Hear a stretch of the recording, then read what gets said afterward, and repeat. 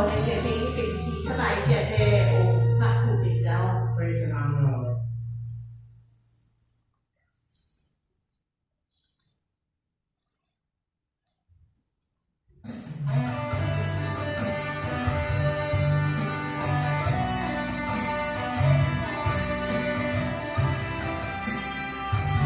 เพลงนี้ชื่อว่าบ่เคยลืมที่ได้ตัดสินใจ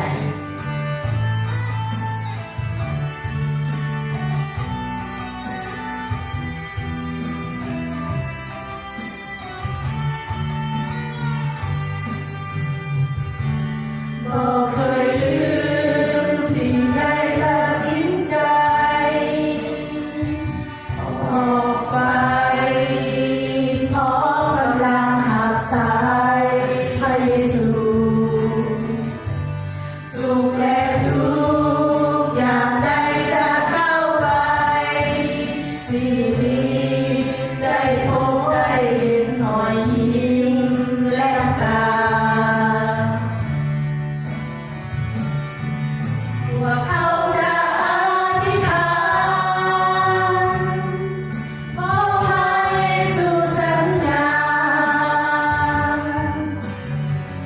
จะอยู่กับเขาตลอดเวลานำเขาไปได้เดินพ้นจะออกไปทุกแห่งห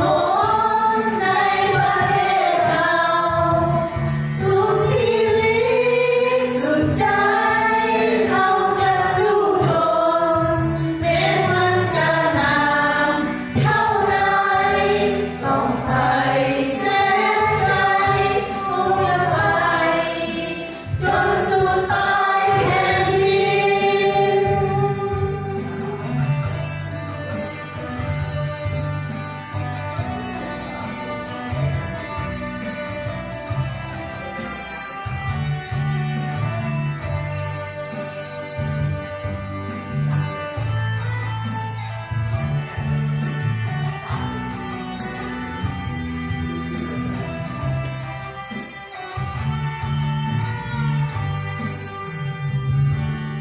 บ่เคยลื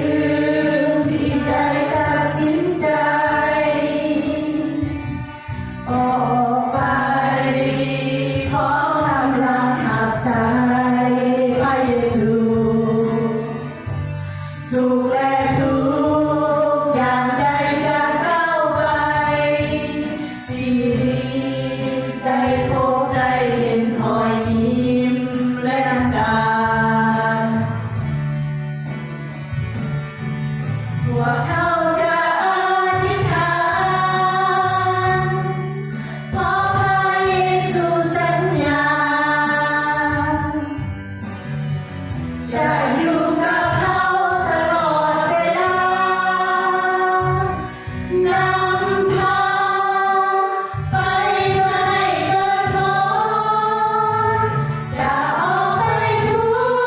กแห่งหนในประเทศเรา สู้ชีวิตสุดใจเราจะสู้ทนแม้มันจะนานเท่าใดต้องไปแสนไกลก็จะไปจนสุดปลายแผ่นดิน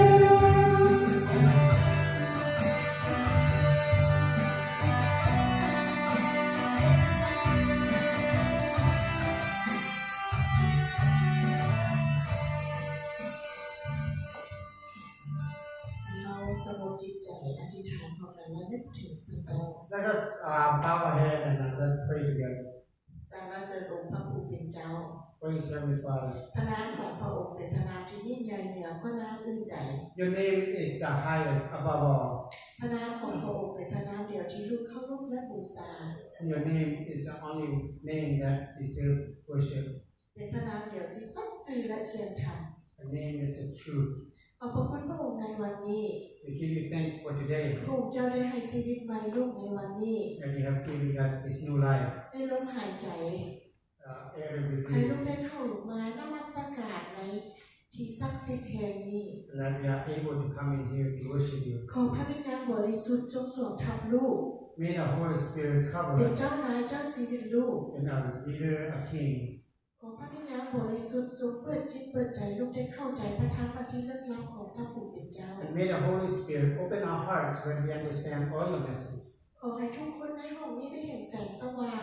ของ May พระผู้เป็นเจ้า everyone in this room see your light เข้าใจพระธรรมที่ลึกลับของพระองค์เจ้าโดยเถิด and understand all your message that given to us. ขอพระองค์เจ้าทรงปกปักรักษาคุ้มครองพวกลูกในห้องนี้ And Father, please protect us in this room ซึ่ง today. ใดก็ไม่น่าพระทัยของพระผู้เป็นเจ้าพระองค์เจ้าทรงเอาออกไปด้วย Whatever is not according to your will, Father, take it away. ลูกสรรเสริญขอบพระคุณในพระนามพระเยซูคริสต์เจ้าเอง We praise and we thank you in Jesus' name, our Lord. ขอเชิญทุก Amen. คนนั่งลงต่อไปอ่านพระคัมภีร์ภาษาอังกฤษเองหรือภาษาลาวของเรา We have scripture reading in English is by Mr. Andrew Wright and in English Laos is by Mrs. Bhikkhu.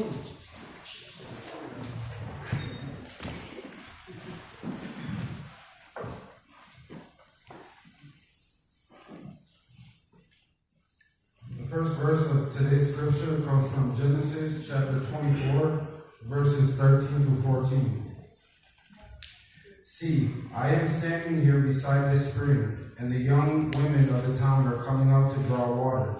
This is my request. I will ask one of them, please give me a drink from your jug. If she says, yes, have a drink, and I will water your camels too.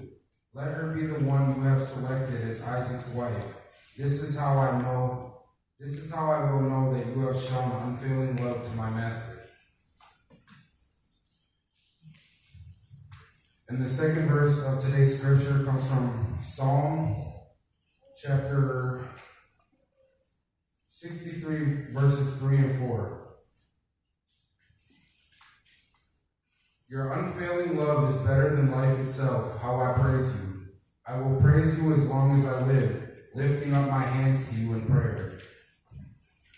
และขออ่านปฐมกาลบทที่24 13 54หัวข้อกล่าวว่าอับราฮัมหาเมียให้อิสาขน้อยกำลังอยู่แคมป์น้ำสางนี้คือบอนที่บรรดาหญิงสาวเมืองกำลังออกมาตักน้ำขน้อยจะเว้าคำหญิงผู้หนึ่งว่ากรุณาปลงให้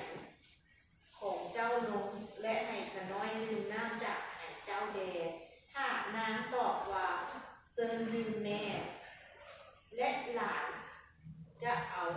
ให้ฝูงอูฐของลุงกินนำด้วยขอให้หญิงสาวผู้นั้น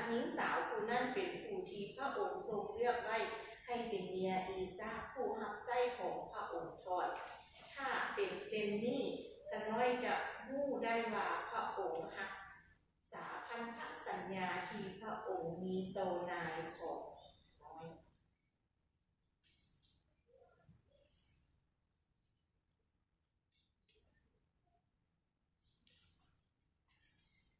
เพลงสรรเสริญบทที่63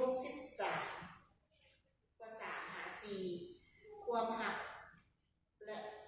เมตตาก็มีค่ากว่าชีวิตความหักและเมตตานั่นก็มีค่ากว่าชีวิตฉะนั้นข้าน้อยจึงร้องเพลงย่อมยอสรรเสริญพระองค์ตราบใดที่มีชีวิตอยู่ข้าน้อยจะถวายคำโมทนาขอบพระคุณพระองค์ข้าน้อยจะยกมือขึ้นหาพระองค์พร้อมกับคำภาวนาอธิษฐานพร้อมหาพระองค์ขอบคุณพระเจ้าขอทุกคนลุกยืนขึ้น Thank you, เพื่อ Andrew. การอ Thank ธิษ you. ฐาน Please all stand up if you are able to and we'll pray for offering. สรรเสริญขอบพระคุณพระองค์ Praise and thank you, Father, พระองค์ได้เฝ้ารักษาลูกตลอดมา because you are here to protect us all the time. ขอบพระคุณพระองค์ประทานเรื่องการงานและชีวิตครอบครัว We give you thanks for the work and the family that we ถ้า have. บ่มีพระองค์แล้วลูกก็บ่มีในวันนี้ If not for you, Father, we will not have this day. ขอพระองค์เจ้าทรงสืบต่ออวยพรผู้ที่ถวาย May you, Father, bless the hand that provide this morning. จงประทานสิ่งที่เขาขาดเขิน Bless them with all what they are short of. ประทานเงินแห่งสติปัญญา Give them strength and ปก wisdom. ปักรักษาคุ้มครองเขา Protect them. นำเขาไปทางที่ชอบธรรมอยู่เสมอ Lead them to the righteousness. ในชีวิตของลูก For you are everything in our lives. ลูกสรรเสริญลูกขอบพระคุณในพระนามพระเยซูคริสต์เจ้าเอเมน We praise and we thank you in Jesus' name, our Lord. Amen. ขอเชิญทุกคนนั่งลงในพระเอกที่สี่ Please sit down. We're going to hear a special song from Mrs. Dana to Queen.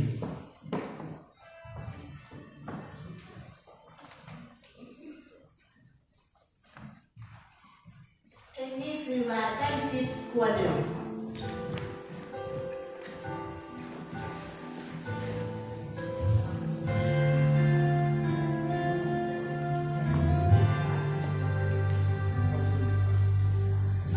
ให้ชีวิตนี้เป็นของพระองค์เท่านั้น อยากให้ความฝันสอดคล้องในน้ำพระทัยให้เราไปสู่เพียงพระองค์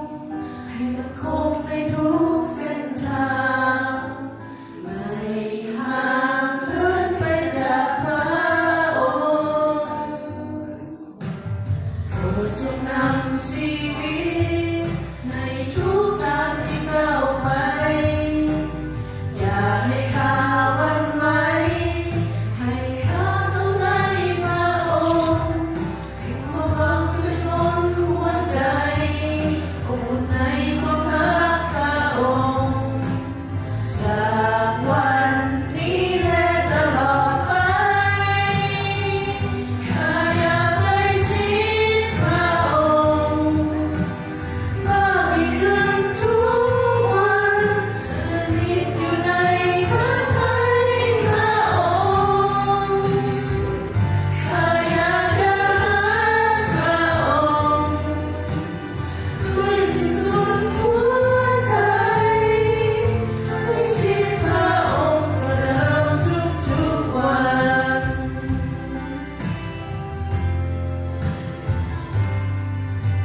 โปรดทรงนำชีวิตในทุกทางที่ก้าวไป อย่าให้ข้าหวั่นไหวให้ข้าเข้าใกล้พระองค์ให้ความหวังเต็มล้นหัวใจอบอุ่นในความรักพระองค์จากวันนี้และตลอดไปข้าอยากใกล้ชิดพระองค์มากยิ่งขึ้นทุกวันสนิทอยู่ในพระทัยพระองค์ข้าอยากจะหาพระองค์ด้วยสิ้นสุดหัวใจใกล้ชิดพระองค์กว่าเดิมทุกๆวัน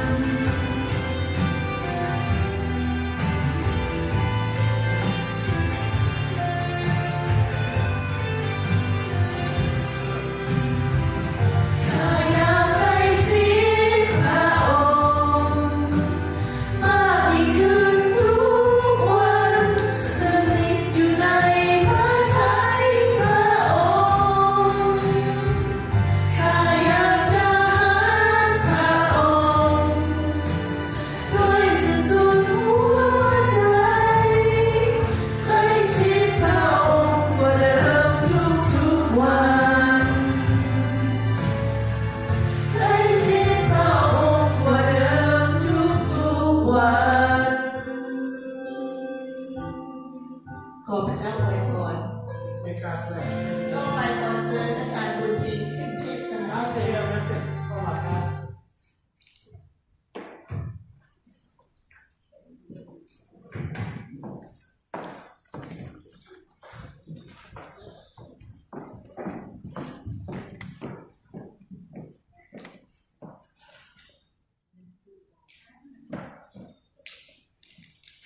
สวัสดีคนเดินพี่น้องทุกๆคน Good morning church Morning โอเคจะสตาร์ทในรูปของเราเลยเนาะ Please give him a hand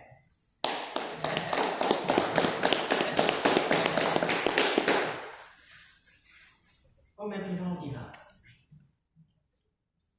ด้วยพระเจ้าอวยพรของเขาเลยพี่น้องเลยจากที่บอกพวกเขาจึงได้เข้ามานมัสการ ในสถานที่ศักดิ์สิทธิ์ของพระเจ้า Amen.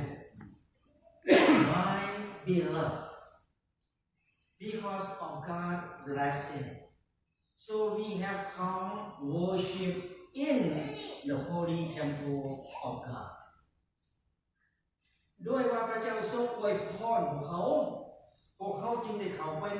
สมาชิกที่โบสถ์ลาวบังเกิดใหม่พี่น้อง Because of God's blessing, so that we be the member of Reborn Lao Lutheran. ด้วยว่าพระเจ้าทรงอวยพรพวกเขาได้แหละพี่น้องพวกเขาจึงได้ไปเป็นลูกของพระเจ้าและเป็นสมาชิกในครอบครัวของพระเจ้า Because of God's blessing, so that we became the children of God and the family of God. ดังนั้นอาจารย์จึงขอให้พี่น้องทุกคนได้ภาวนาอธิษ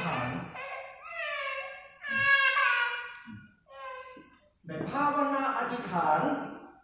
ขอให้พระองค์ทรงได้สืบต่ออวยพรพวกเขาเพื่อพวกเขาจะได้เป็นน้ำหนึ่งใจเดียวกันเพื่อพวกเขาจะได้พัฒนาพระวิหารของพระเจ้าให้เจริญขึ้น So that may all of us in here please keep prayer.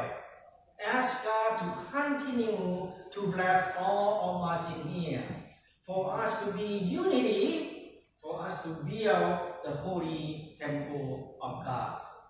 for the temple of God to be prosper. อย่าลืมพัฒนาโบสถ์เราเกิดใหม่ของคือกันพี่น้อง So do not forget to develop Reborn Lao Lutheran. Let us pray. พระเจ้าพระบิดาพระองค์โมทนาสรรเสริญและขอบพระคุณสำหรับพรที่พระองค์ทรงให้กับพระองค์ Father, we give thanks to you and pray to you for your blessing and for your love. โอ้พระบิดาเจ้าเอ๋ยขอพระองค์เจ้าทรงเปิดตาเปิดใจให้ทุกๆคนได้เข้าใจในคำสอนที่ลูกได้นำมาในมือเดียวเถิด Father, may you open our heart and mind to all of us in here for us to understand that the scripture that I bring today. พระเจ้าพระบิดาขอบพระคุณสำหรับพระวิญญาณบริสุทธิ์ของพระองค์เจ้าทรงได้อยู่กับพระลูกและนำพาพระลูก Father, thank you for the Holy Spirit to be with us and guide us. พระเจ้าพระบิดาขอพระองค์เจ้าทรงปกป้องรักษาผีมารซาตานบ่มีโอกาสที่จะเข้ามาอยู่ในห้องนมัสการแห่งนี้ Father, please protect all of us in here. Therefore said that they are not allowed to come in this room. พระองค์การอธิษฐานในพระนามขององค์พระมหาเยซูคริสต์เจ้า Amen. We pray together in your name, Jesus Christ our Lord. Amen. วันนี้อาจารย์จะแบ่งปันเกี่ยวกับเรื่องเชื่อมันในการทรงเลือกของพระเจ้า Today I will share about belief in God's chosen. อาจารย์จะเริ่มอยู่ในพระคัมภีร์ปฐมกาลบทที่24พระคัมภีร์บทนี้ยาวหลายแต่อาจารย์ได้ศึกษาลงพี่น้อง I will begin in the book of Genesis chapter 24 is too long but I try to make it short เรื่องเล่าเป็นอย่างนี้อับราฮัมหาเมียให้อีสา The story like this a wife for Isaac อีสานี่เป็นลูกที่พระเจ้าทรงประทานเป็นลูกที่พระเจ้าทรงอวยพรและสัญญาให้กับอับราฮัมและนางซารา Isaac he was a son that promised from God to give to Abraham and Sarah เมื่ออับราฮัมนี่เฒ่าแก่มาแล้วอีสาคยังเป็นชายโสดอยู่พี่น้อง When Abraham was older Isaac his son still single ดังนั้นมื้อหนึ่งนี่อับราฮัมจึงฮ้องว่าคนใส่มา และให้เราสาบานเพราะว่าอับราฮัมอยากให้เรากลับคืนไปยังบ้านเกิดเมืองนอนของเราเพื่อไปสอบหาเมียไอ้อีสาและให้เป็นเชื้อสายของอับราฮัม so that one day he called one of his servants and let him promise to Abraham because Abraham wanted him to go back to his hometown to find a wife for Isaac to find a wife for Isaac and relate to Abraham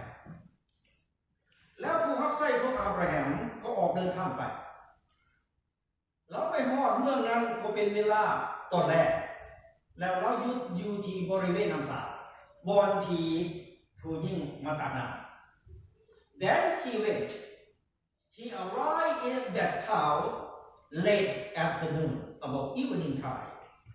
Then he stopped at the well area where the women used to come to take the water พ่อแม่พี่น้องที่หาอาจารย์เชื่อว่าผู้หญิงก็มีหลายคนมาตักน้ำแต่ว่าผู้รับใช้ของอับราฮัมเราก็บ่รู้ว่าเราจะเลือกหญิงผู้ใดมาเป็นเมียของอีสา I believe many women came to take the water from that well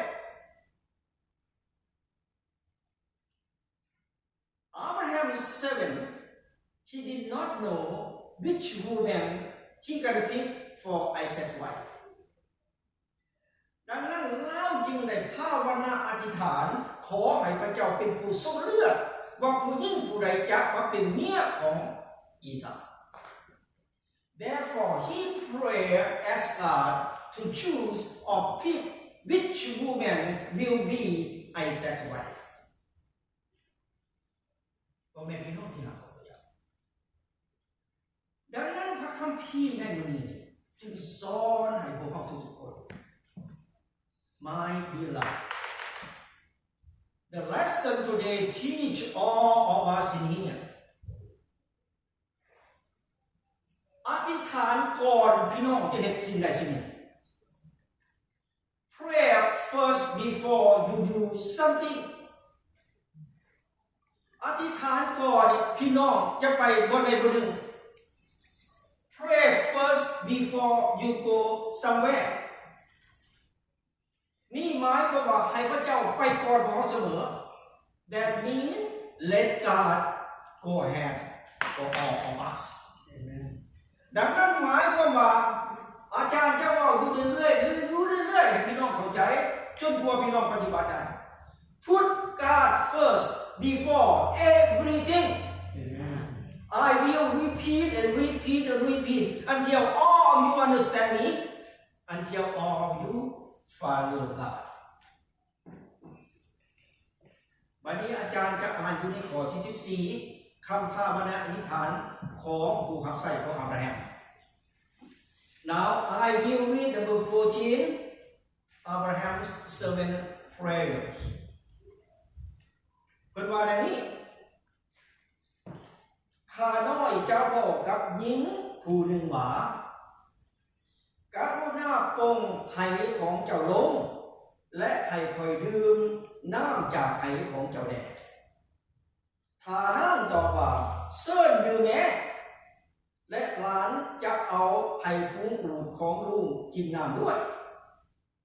ขอให้หญิงสาวผู้นั้นเป็นผู้ที่พระเจ้าทรงเลือกไว้ให้เป็นเมียของอีสาผู้รับใช้ของพระองค์ทอดถ้าเป็นเช่นนี้ข้าน้อยจะรู้ได้ว่าพระองค์รักษาพันธสัญญาที่พระองค์ทรงมีต่อนายของข้าน้อยขอบพระคุณสำหรับคำของเจ้าฟังข้าพี่น้องเด้อ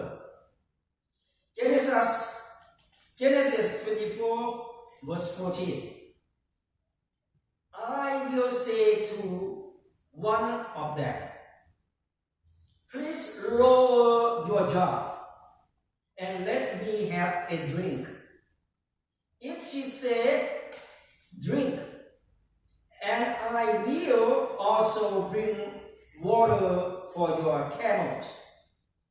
May she be the one that you have chosen for your servant Isaac. If this happens, I will know that you have kept your promise to my master. Thank you for the word of God. ก่อนคำภาวนาอธิษฐานของเราจบลงนางเรเบกาก็มาพอดีห้องกับไอ้นางของเรา Before he finished his praying, Rebecca came with her warrior. นางเป็นคนที่บริสุทธิ์นางเป็นคนที่สวยงามที่สุดพี่น้อง She was pure woman and she also beautiful woman. ดังนั้นผู้รับใช้ของอับราฮัมจึงแล่นเข้าไปหานางและถามว่าถ้าหากนางปฏิบัติเหมือนดังคำอธิษฐานของเรานางผู้นี้แหละที่พระเจ้าทรงเลือกให้เป็นเมียของอิสา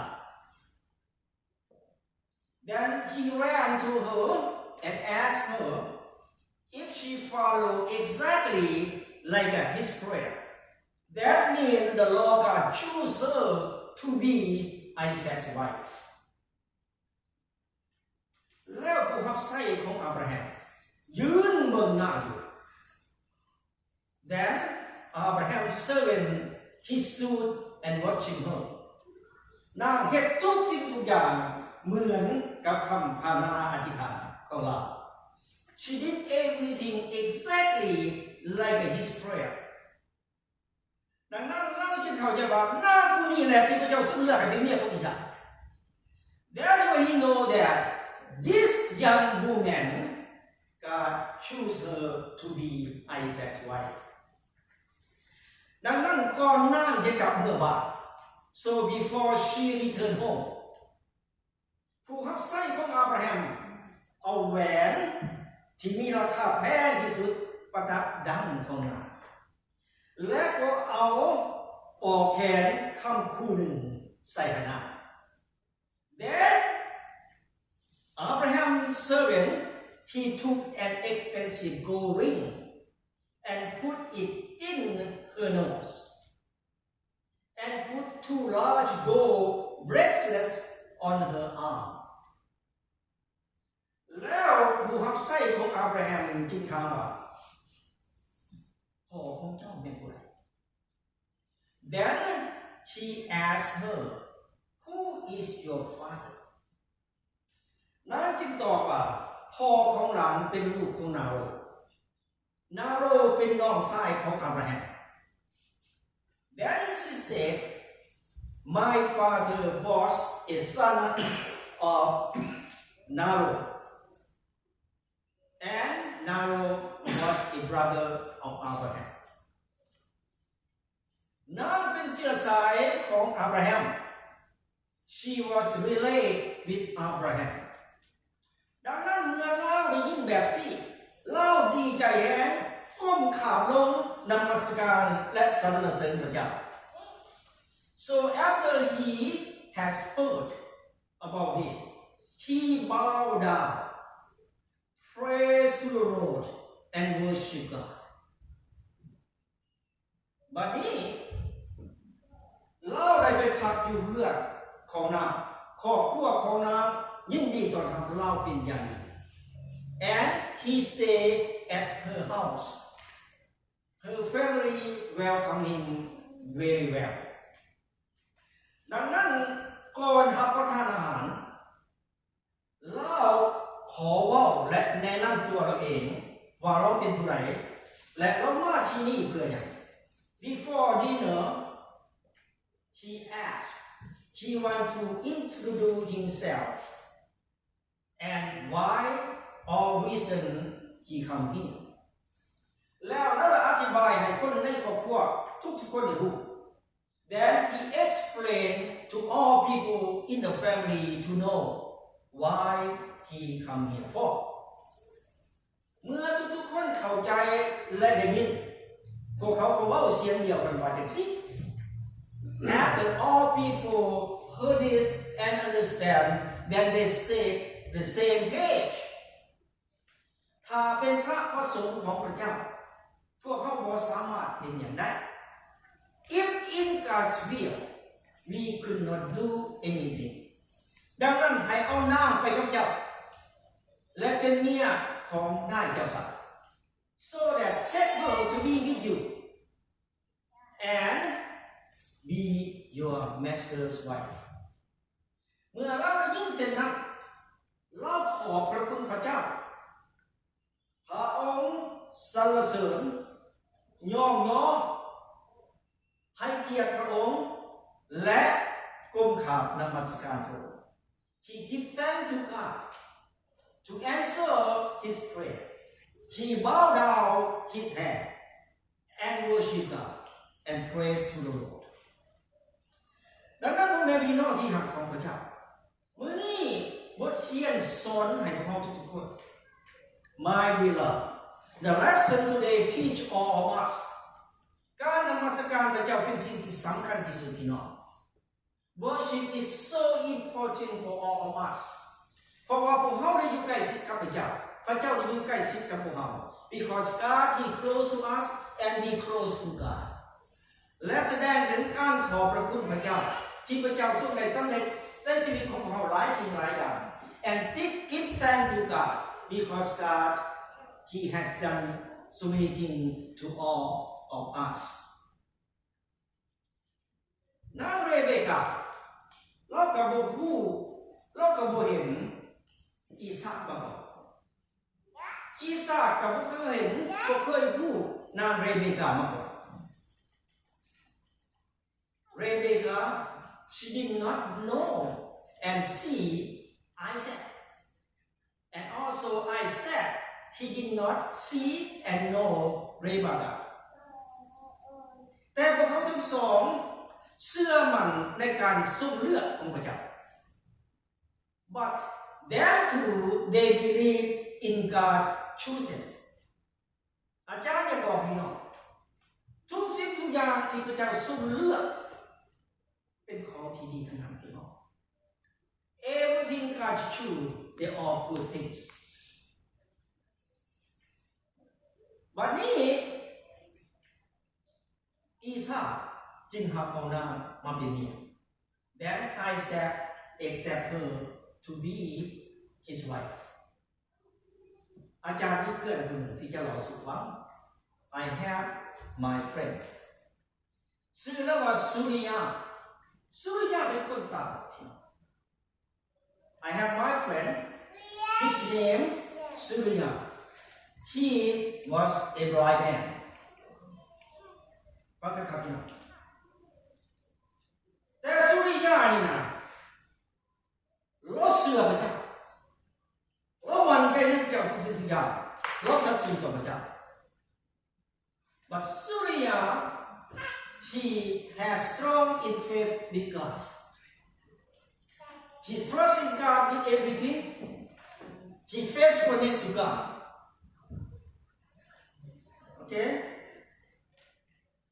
เมื่อหนึ่งสุริยาอยากได้เมียพี่น้อง One day Surya she want to have a wife แต่ในแง่คิดของเราพี่น้องเราคิดว่าบ่มีหญิงคนใดที่อยากแต่งงานกับเราเพราะเราเป็นชายต่ำ But in his mind he thought about no of any woman want to marry him because he blind แต่สุริยาได้ภาวนาอธิษฐานขอให้พระเจ้าทรงเมตตา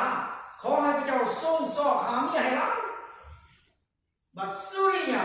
he keep pray ask God to mercy in him and ask God to find a wife for him It's very good story ในที่สุดพระเจ้าตอบคำอธิษฐานของสุริยาใส่ Finally God answered Surya the blind man สุริยาบ่สามารถเห็น จะมาเป็นเมียของตนก็แล้วกัน Surya he could not see the woman who will be his wife because he blind และเมียของเรานั้นผู้จะเป็นเมียของเรานั้นก็บ่เคยเห็นสุริยะจักเทื่อ But the woman who will be his wife she did not see him before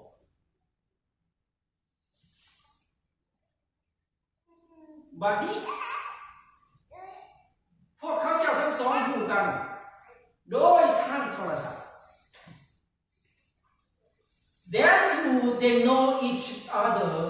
by talking on the phone เขาเจ้าบ่เคยเห็นกันจักเทื่อ They did not see each other จนฮอดวันสุดท้ายคือวันแต่งงานนางผู้เป็นเมียจึงรู้ว่าสามีของตนเป็นชายตาย Finally the day that come wedding day then she knew her husband he is blind man นางเป็นคนงามอยู่เนาะ She was very woman แต่ทั้งสองเขาเจ้าขอบพระคุณพระเจ้าที่พระเจ้าทรงเลือกให้เขาเจ้าเป็นพ่อเป็นเมียกัน But they give thanks to God they are so happy that God choose husband and wife for them ต่อมาครอบครัวสุริยะกลายมาเป็นครอบครัวที่รามีพระเจ้าอวยพรครอบครัวของเราดีกว่าหลายคนที่มีใจ Finally God blessed Surya's family Surya's family became wealthy family because God blessed his family เพราะอย่างเพราะเราเชื่อได้พระเจ้าที่อาจารย์ได้บอกพี่น้อง because he believed in God with everything ถึงแม้ว่าเราได้ผัวตาบอดถึงแม้ว่าเราบ่เห็นเมียเราแต่เรามีความซึ้งสมยินดี even though she married with the blind man even though he could not see his wife but they rejoice to live together because God Amen พี่น้องดังนั้นวันนี้อาจารย์จะถามอยู่ฟังกันครับ So today I would like to ask all of you ถ้าหากว่าพ่อแม่หรือว่าอ้ายเอื้อยสอบผัวสอบเมียให้พี่น้องโดยบ่เคยเห็นกันจักเทื่อพี่น้องยินดีที่จะแต่งงาน Now that's question I'm going to ask you right now listen to this if you are parent your brother or your sister pick husband and wife for each one of you without seeing each other are you happy to marry answer this question and why True story. No. Right, if grandpa pick a husband for you. now answer me No. who say yes who say no You say No. yes. What is I the story? say no. you say no You have to Yeah. give faith to God. You have to have God do it for you, not. I mean okay listen one more time if your parent your brother or your sister choose husband and wife for each one of you without seeing each other do you rejoice to marry Yes. I do. No.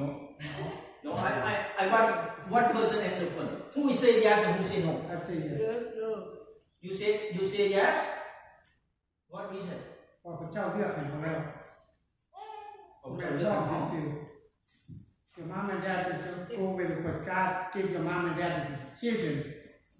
for you. And knowledge to know the right person for you. Okay. What else? Okay. Say no. Why you say no? Because the parent or brother, sister choose for you. Not God choose for you. Okay. Anyone else have any question and answer? I'm going to pray on it. I will pray. You pray for. Yeah, I will pray on it. If God says yes, God sent me a sign, okay.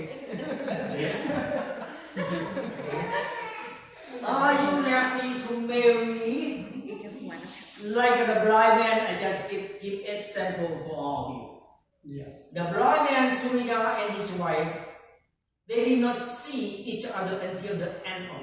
until the day of wedding come. Now how about you? I didn't see her for 3 weeks.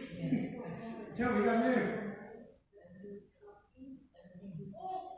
Okay.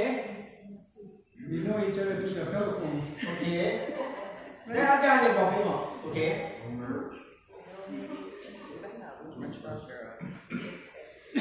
แล้วอาจารย์เนี่ยบอกพี่หมอ I wanted to tell all of you right now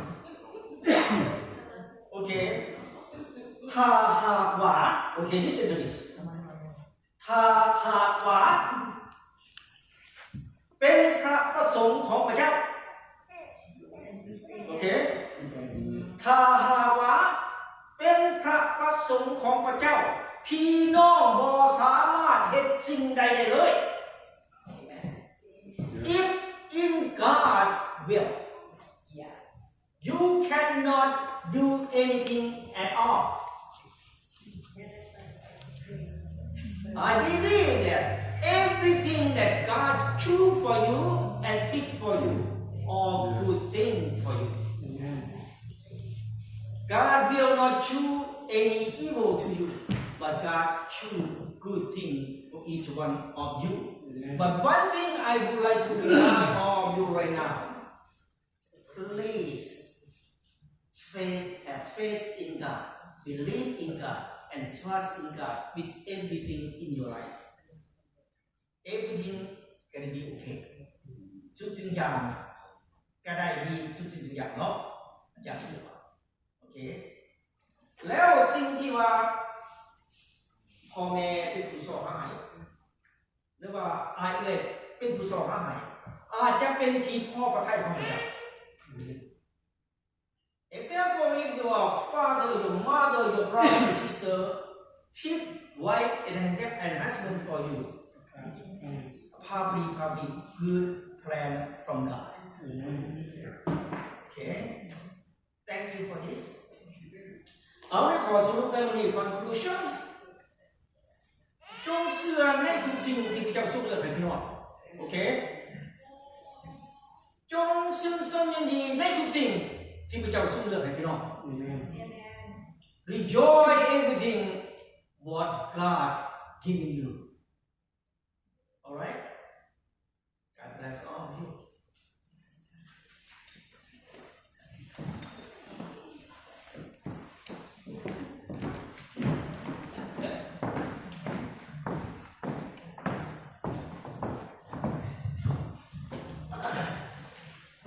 ทุกคนลุกยืนขึ้นพร้อมเพลง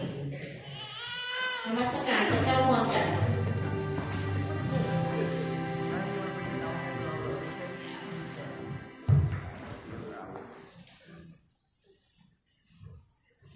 Please all stand up if you are able to sing an honor alone.